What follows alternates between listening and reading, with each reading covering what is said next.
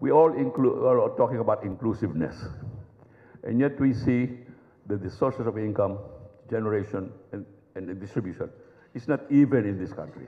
There's so much of it in NCR. What do you think you can introduce in order to balance the source of revenue and distribution in the total country, especially that part of Mindanao that's been aching for a lot of attention? Thank you very much. Who wants to start? Congressman. Well, first, I think we need to provide economic opportunities outside of Metro Manila. We need to mandate local government units to come up with long-term master development plan so that it would be ready to receive economic activities. And also, we need to decongest Metro Manila. I already proposed for the transfer of the seat of government outside of Metro Manila so that it will spur economic development in areas where it will be transferred.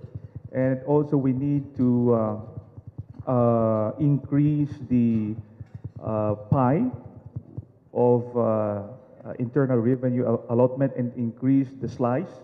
We make it bigger so that we can capacitate the local government units. And then, but of course, we have to increase the transparency and accountability mechanism for the local government units.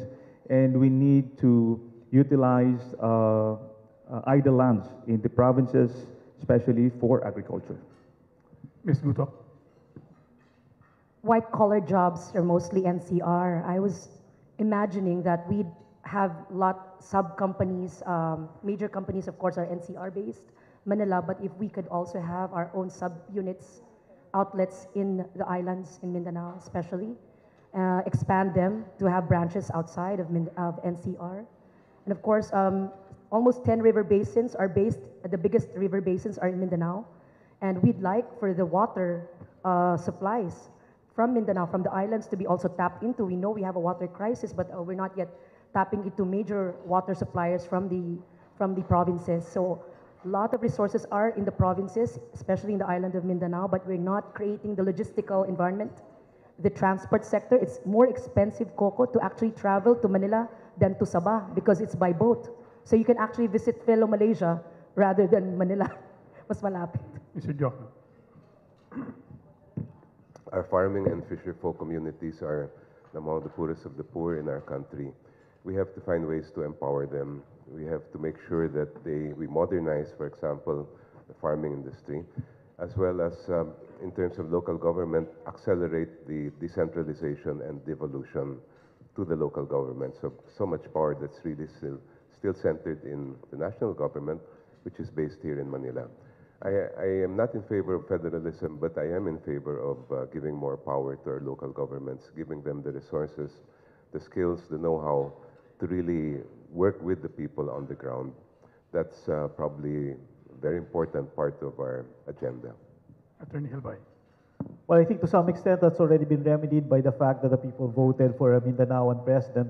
And we all know that the president has control over the budget, and so he can concentrate some of the budget in Mindanao.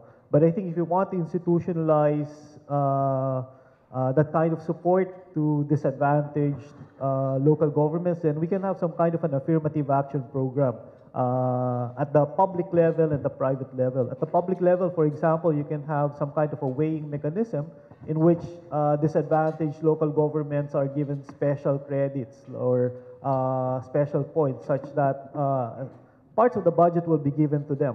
So for example, identification of local governments para merong extra 5% or 2% dun sa budget of the national government. And that kind of a weighing mechanism, can be an objective factor in determining which kinds of local governments need help. I think at the private sector, you can also have some kind of an affirmative action program such that industries or corporations who decide to do business in a disadvantaged locality can get special tax breaks or special incentives so that parang it becomes some kind of a race to the bottom in which may rason yung mga corporations to go outside Metro Manila because there are special incentives available for them. So I suppose that's the easy legal mechanism, some kind of an affirmative action program for the local governments.